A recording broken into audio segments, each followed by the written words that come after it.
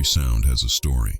Every shadow hides a tale. In the whispers of the wind and the silence of the night, secrets await those who listen. This week on Retraced Echoes.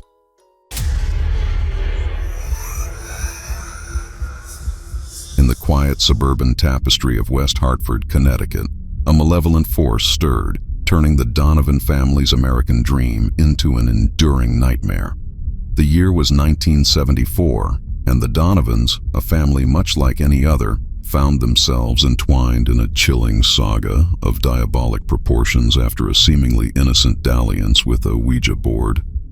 The Donovan residence, once a haven of warmth and joy, became the stage for an unyielding torrent of supernatural disturbances. Objects levitated with mind-bending malice, and inexplicable noises echoed through the hallowed halls, as if the very walls whispered cursed secrets of the damned. The family's ordeal drew the attention of paranormal investigators Ed and Lorraine Warren, whose involvement escalated the spectral confrontation to a battle for the Donovans' very souls. Ensnared by the entity's malevolent grip, the family grappled with manifestations too terrifying to deny. Shadowy figures lurked in their periphery, and phantom whispers turned blood-curdling screams clawed at the edges of their sanity. The heart of the haunting lay with young Patty, whose flirtation with the Ouija board invited an entity that masqueraded as a lost soul, only to reveal itself as something far more sinister. As the otherworldly siege intensified, the Donovans faced a harrowing truth: that some doors, once opened, unleashed darkness that shadows the light of reason, driving those caught in its path to the brink of despair. This is their story, a chilling reminder that the veil between our world and the unknown is perilously thin, and that the quest for contact could bind one to a fate worse than death itself.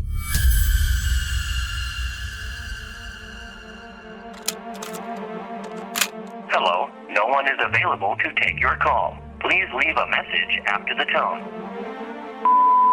The Donovan poltergeist case? That's a new one for me. Your work on the Ohio State Reformatory was nice, so I'm intrigued to see how you unravel this mystery. Looking forward to learning about a case that's flown under my radar. Next message. I'm all for a good ghost story, and while the Donovan case isn't one I've come across, your teaser has piqued my interest.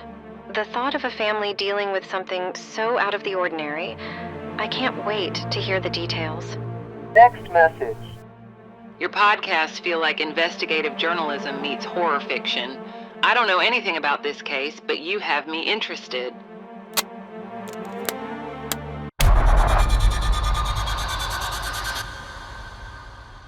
Welcome to Retraced Echoes, where we delve into the mysterious, the unexplained, and the supernatural. Before we begin today's episode, a note to our listeners. In our journey through the haunting tale of the Donovan family, we remain true to the core chilling story as investigated by Ed and Lorraine Warren. However, to bring this narrative to life and to fully immerse you in the experience, some events and dialogues have been dramatized. These additions just serve to enhance the overall storytelling and provide a deeper understanding of the family's ordeal. Rest assured that the essence of what transpired in the Donovan household, the heart of their haunting, remains unaltered. So sit back, listen closely, and join us as we unravel the mysterious events that befell the Donovan family.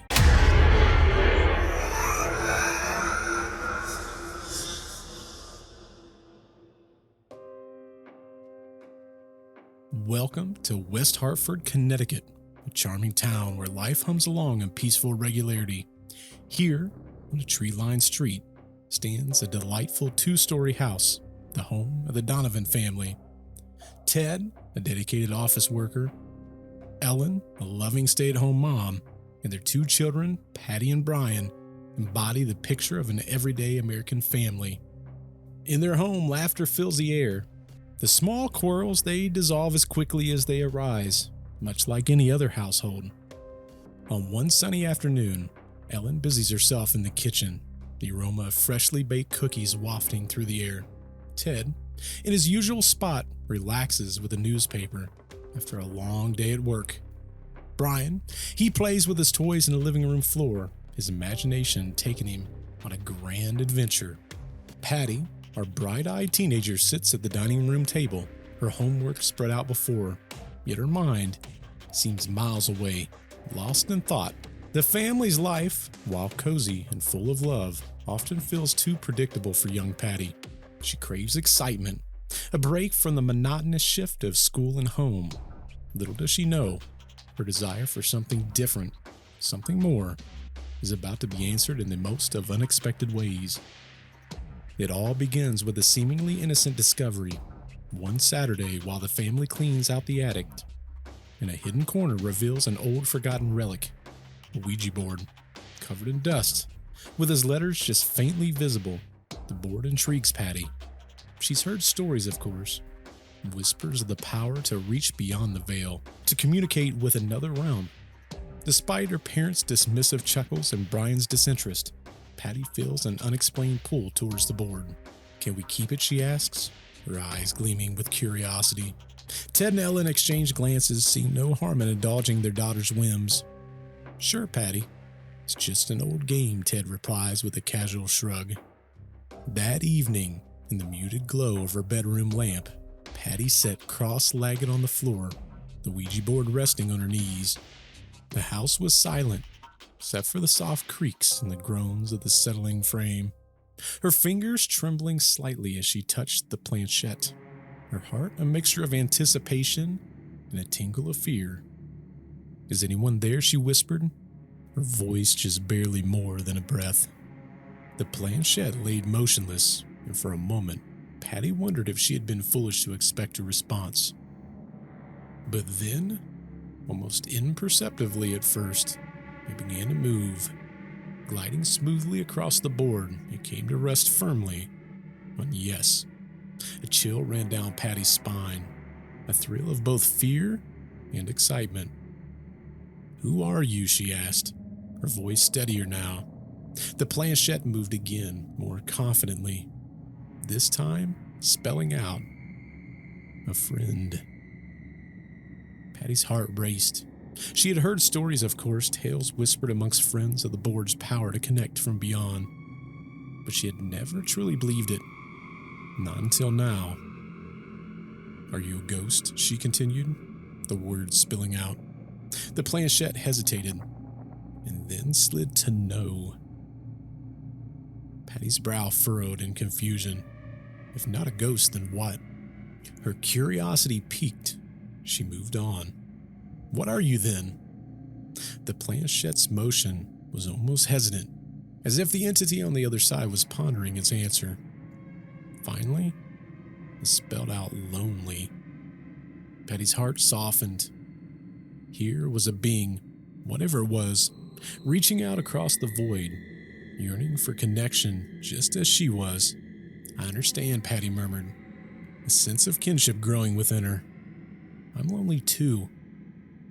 What's your name? She waited, the planchette quivering under her fingertips, but this time, there was no answer, only a slow glide to the word soon. The session ended, but the connection had been made. Patty laid in her bed that night, her mind alive with questions. Who was this friend? What did it mean by soon? As she drifted off to sleep, she couldn't shake the feeling that her life had just taken a turn down a path from which there was no return. Little did she know that this was just the beginning. The board, a mere piece of wood and plastic, had become a bridge to something unfathomable, a doorway to an encounter that would challenge the very fabric of her reality.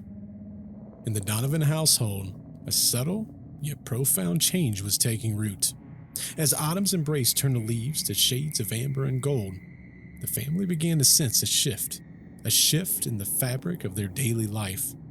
It was a change so gradual, so insidious, that at first it went unnoticed, like a shadow creeping across a sunlit room. Patty, once a lively teenager brimming with typical adolescent concerns, found herself increasingly drawn to the solitude of her room, her attention wholly consumed by the Ouija board. What had started as a timid exploration had morphed into long, secretive sessions, often stretching into the late of night. The board, with its worn letters and eerie planchette, became her friend, her escape from the everyday existence that she had. Meanwhile, the rest of the Donovan family noticed odd occurrences that disrupted their tranquility in the home. Ellen, meticulous in her homemaking, would find objects slightly out of place. Her favorite vase, always set at the center of the dining room table, would be found on the windowsill, as though moved by unseen hands. Now Ted, the ever-pragmatic one, scoffed at the notion of anything amiss until his keys began to vanish, only to reappear in the most of unlikely places. Brian, the youngest, whispered of his toys moving on their own, a claim that was met with gentle dismissals, yet, deep down, Ellen and Ted harbored a growing unease, since this something was not quite right within their once peaceful abode. It was a quiet Wednesday evening when the first truly unsettling incident occurred. The family had just settled into a semblance of a regular everyday dinner.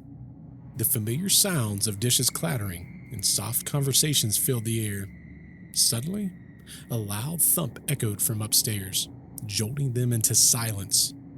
Ted, his protective instincts kicked in, and he ascended the stairs, his heart pounding with a mixture of fear and confusion. He found Patty's room deserted, the window ajar, curtains dancing in the breeze, and there, on her bed, lay the Ouija board, his planchette ominously pointing to goodbye. The days that followed saw an escalation in the strange happenings. Doors slammed shut on their own accord, cold drafts twisted through rooms, and whispers, barely audible, seemed to float through the hallways. Now Patty, she retreated further into her world, her once vibrant personality now shrouded in quiet, distant demeanor that left Ellen and Ted exchanging worried glances. Their concern for their daughter, it was deepening. One night, as the family gathered in the living room just to reclaim some sort of semblance of routine, the atmosphere changed. The lights started flickering. They were casting elongated shadows that danced menacingly across the walls. A sense of dread enveloped the room, the air charged with a silent, waiting apprehension.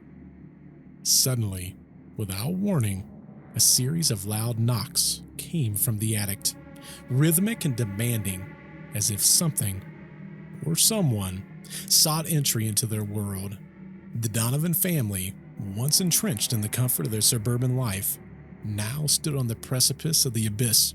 The Ouija board, just a piece of wood and plastic, had awakened something ancient and malevolent within their home. As fear took root in their hearts, they realized their lives had irrevocably changed. The veil between their world and the unknown had lifted, revealing a dark, foreboding mystery that lay beyond. Patty's emotional state became a focal point of the haunting. Her initial excitement over communicating with the spirit through the Ouija board slowly twisted into a narrative of manipulation and fear. The spirit, which had begun as a seemingly benign presence, now showed its true nature, flattering and deceiving Patty, drawing her deeper into its grasp. Patty, feeling increasingly alienated, found solace in the one object that seemed to understand her, the Ouija board. Night after night, she retreated to her room, immersing herself in whispered conversations with the unknown entity. Unbeknownst to her, each interaction was drawing the family deeper into a web of unseen danger. Ted and Ellen, witnessing the transformation of their daughter from a vibrant teenager to a withdrawn shadow of her former self, grappled with a mixture of concern as well as disbelief. The escalation of the haunting, from strange occurrences to outright violent manifestations, left them struggling for explanation. The once dismissed stories of levitating objects and weird noises were now impossible to ignore. The home that had been a sanctuary was transforming into a place of mystery and dread. The nights, once filled with the comfort of family togetherness, turned into periods of restless anticipation. Ted and Ellen lay awake, listening to the eerie sounds that seemed to emanate from the very walls of their house.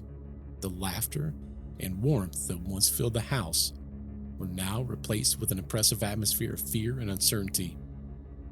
The once trivial incidences, such as misplaced objects and fleeting shadows, took on a more sinister tone. The unmistakable sound of footsteps in empty rooms, the sudden cold drafts that swept through the house, and the disturbing sensations of being watched became part of their daily lives. The family's skepticism gradually gave way to a harrowing acceptance.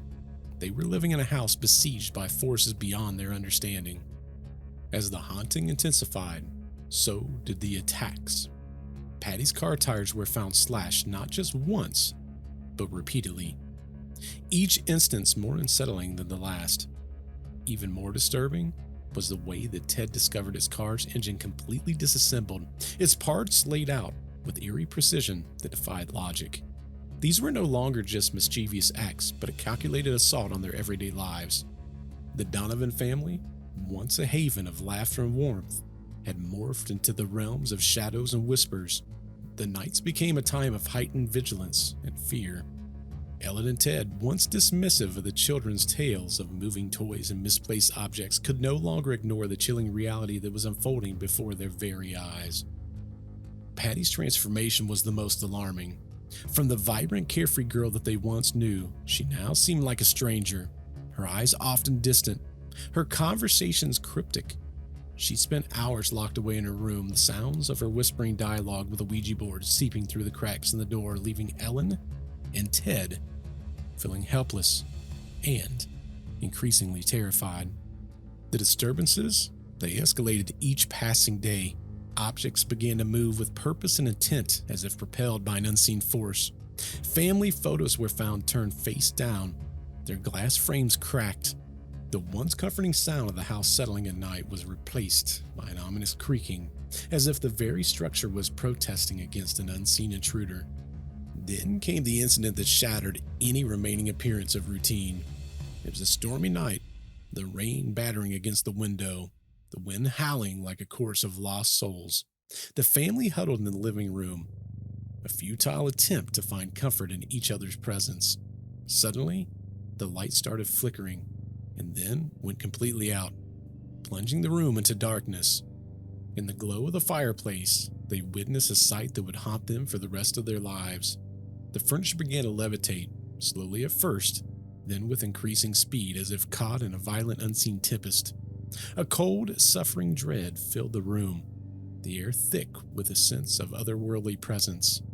Patty, her eyes wide with a mixture of fear and fascination, whispered in a trembling voice, "It's here." The room erupted into chaos, chairs spinning, books thrown through the air as the family cowered in terror. Above the din, a low, guttural growl resonated, a sound so unnatural it chilled them to the bone. In the days that followed, the family struggled to come to terms with their new reality. The once joyful conversations around the dinner table was replaced by tense silence, each member lost in their own thoughts, their minds grappling with the incomprehensible. The house, their sanctuary, had turned against them, each corner, each shadow, hiding potential terror. Ellen and Ted, desperate to protect their children, considered leaving. But where would they go? How could they escape something that seemed so deeply intertwined with their lives, their very souls? The haunting was no longer just a series of strange events. It had become personal, an invasive assault on their family, their sanity, and their very existence. The Ouija board, the innocuous catalyst of this nightmare, lay untouched in Patty's room. Yet, its presence was felt throughout the house, a symbol of unspoken terror that had befallen the Donovan family. They were no longer just residents in their home. They were prisoners, held captive by an entity that fed on their fear, an entity that had no intentions of letting them go. As the unsettling events in the Donovan household escalated, the story rippled through the community. Whispers of the strange occurrences at the Donovan house reached the ears of a pastor who had heard tales of similar happenings in his parish. Concerned about the family's welfare and recognizing the severity of the situation, he decided to reach out for help. Aware of Ed and Lorraine Warren's reputation in dealing with such phenomena, the pastor contacted them, detailing the disturbing events that the Donovan family had been enduring. The pastor's earnest pleas, coupled with that of the unusual nature of the haunting, piqued the Warrens' interest. Known for their compassion towards those afflicted with supernatural disturbances, they felt a strong sense of duty to assist the Donovan family. The Warrens, always meticulous in their approach, began to research the history of the Donovan house and the surrounding areas. They found tales of long-forgotten tragedies and unexplained events that hinted at a deeper hidden history. The background information provided them with crucial insights into the potential origins of the haunting. Upon receiving the pastor's call, the Warrens arranged for a meeting with the Donovan family. Ted and Ellen, desperate for any help that they could get, welcomed the opportunity to speak with the renowned investigators. During the initial meeting, the Warrens listened intently to the family's experiences. Their intuition and expertise guided their assessment of the situation. It was this combination of outreach from the local pastor, the Donovan's family's willingness to seek help, and the Warrens' own investigative instincts that brought them to the doorstep of the Donovan home. Now, unbeknownst to all, this meeting marked the beginning of a profound and life-changing journey for both the family as well as the Warrens. From the moment they stepped into the Donovan residence, the air seemed to shift, as if the house itself was acknowledging the presence of new adversaries. Ed, with his practical demeanor, and Lorraine, possessing a quiet sensitivity to the unseen, immediately sensed the weight of the haunting that enveloped the house. Their first encounter with the family was a mixture of reassurance and grim determination. Ellen and Ted, weary and on edge, recounted the series of events that had torn their once peaceful lives apart. Patty, her eyes hollow yet flickering with a trace of fire she once had, spoke of her interactions with the Ouija board, her voice a whisper of fear and regret. Now the Warrens, they listened intently, their expressions a blend of concern and professional focus. Lorraine seemed to connect with Patty, her empathy shining as she gently probed the teenager for more details. Ed, meanwhile, examined the house, his steps deliberate, his eyes keenly observant of subtle signs of supernatural work. As night fell, the Warrens prepared for their initial investigation. The house, under the cover of darkness, took on a more ominous character. Shadows seemed to stretch and twist in impossible ways, and the silence was heavy. The investigation began with a walkthrough, and Lorraine moving from room to room, their equipment in hand, their senses alert to any anomalies. The usual signs were there, cold spots in the air, a sense of being watched. But it was in Patty's room where the true heart of the haunting revealed itself. The air in the room was stifling, the atmosphere thick with an oppressive energy. As they approached the Ouija board, the planchette began to move on its own accord, sliding across letters with jerky yet deliberate motions. Lorraine, her psychic sensitivities heightened, whispered, "It's here with us now." What followed was a night of intense spiritual confrontation. The Warrens, employing their vast experience and knowledge of paranormal, challenged the entity, their voices firm in the face of the otherworldly growls and the violent movement of objects around the room. Now, Lorraine's abilities allowed her to communicate with the entity.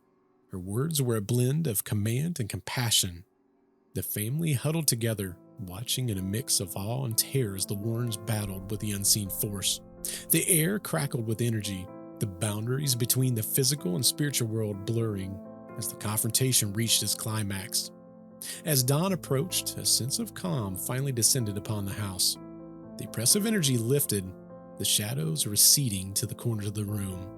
Ed and Lorraine, exhausted but happy, assured the family that the worst was over. But the battle was not yet won. The entity had been weakened, but not yet banished. The Warrens' arrival marked a turning point in the Donovan family ordeal. With their expertise and guidance, the family found a renewed sense of hope. But as they would soon learn, the path of freeing their home and themselves from the clutches of the entity would be fought with challenges and uncertainties. In the days following the Warrens' initial confrontation with the entity's haunting, a fragile sense of calm settled over the household. However, beneath this veneer of tranquility was a battle between the natural and the supernatural, and it was far from over. Ed and Lorraine Warren, aware that their work had only just begun, prepared for a more prolonged and intense engagement with the malevolent force. The Warrens, with their deep understanding of the paranormal, knew that the entity would not relinquish its hold on the Donovan family easily. They explained to a weary but hopeful Ellen and Ted that the haunting was deeply rooted, not just in the house, but in the very fabric of the family's life. The Ouija board, though a catalyst, was merely a tool. The true source of the haunting lay much deeper. As part of their strategy, the Warrens began a series of nightly vigils using a combination of religious rites, psychic interventions, and paranormal technology. Lorraine, using her medium abilities, attempted to communicate with the entity, seeking to understand its purpose to find a way to compel it to leave. Patty, still emotionally entangled with the spirit, found herself at the center of these efforts. The Warrens gently guiding her, helping her to sever the connection she had formed. It was a painful process for Patty, akin to losing a part of herself, but necessary for the family's liberation. Night after night, the family endured a roller coaster of hope and despair. The entity weakened, but cunning, fought back. Objects flew across the room with lethal force. Chilling apparitions appeared, and disembodied voices whispered threats in the dead of the night. The very walls of the house seemed to resonate with a sinister energy. During one vigil, a breakthrough occurred. Lorraine, deep in a trance-like state, managed to contact the core of the entity. What she found was a whirlwind of rage, pain, and confusion. A lost soul that had been twisted into something dark and vengeful. Armed with the new understanding, the Warrens intensified their efforts. They conducted a series of exorcisms, calling upon higher powers to cleanse the house. Ted and Ellen, alongside their children, participated in these rites, their faith and unity acting as a beacon of light in the darkness. The climax came on a stormy night.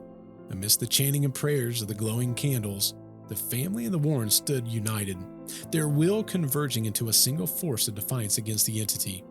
With a final ear-splitting wail, the entity released its grip on the house. The oppressive atmosphere lifted, and shadows receded, and for the first time in what seemed like an eternity, the Donovan house felt like a sanctuary again. In the aftermath, the family struggled to process the ordeal they had endured. The Warrens, battered but triumphant, provided guidance and support, helping them to understand how to cope with the residual effects of the haunting. Patty, now free from the entity's influence, slowly began to rebuild her life. Her experience with the Ouija board was haunting, but a valuable lesson. The Donovan family's battle with the supernatural left an indelible mark on their lives. They had faced the unknown, the unthinkable, and emerged stronger, their bond fortified by the trials they had overcome. The house, once a battleground between worlds, returned to its role as a home, a haven of love and security. As the Warrens departed, leaving behind a family restored and a house reclaimed, they knew that their journey of combating the unseen force of the world was far from over. But for the Donovan family, the nightmare was over. They had won their home back, their lives back, and in the process, discovered a strength they never knew they had. And that brings us to the end of this haunting saga of the Donovan family, a tale that reminds us that there's a thin veil between the known and the unknown, and the resilience of the human spirit in the face of the unexplained. I want to extend the most heartfelt thank you for all of you that join us on these chilling journeys. It's because of your curiosity, the engagement, and the support that makes these explorations into the paranormal all more thrilling and meaningful. If you're hungry for more mysteries, I invite you to tune in to my other podcast, Deceptive Reality, where we delve into the world of the unsolved mysteries that we're all intrigued by. Together, we'll unravel the enigmas that continue to baffle and fascinate. Don't forget to follow and subscribe and stay updated on the latest episodes. Share your thoughts, your theories, and even your own spooky experiences with us. We'd love to hear from you. And who knows, maybe your story might be featured on the next episode. As we close this chapter on the Donovan story, remember, sometimes the things that go bump in the night is just the house settling. Or are they? Until next time, keep your mind open, your eyes peeled, and maybe, just maybe, keep the lights on. This is Bert signing off. Stay curious, stay brave, and most importantly, stay spooky. Until I see you in the next one, goodbye.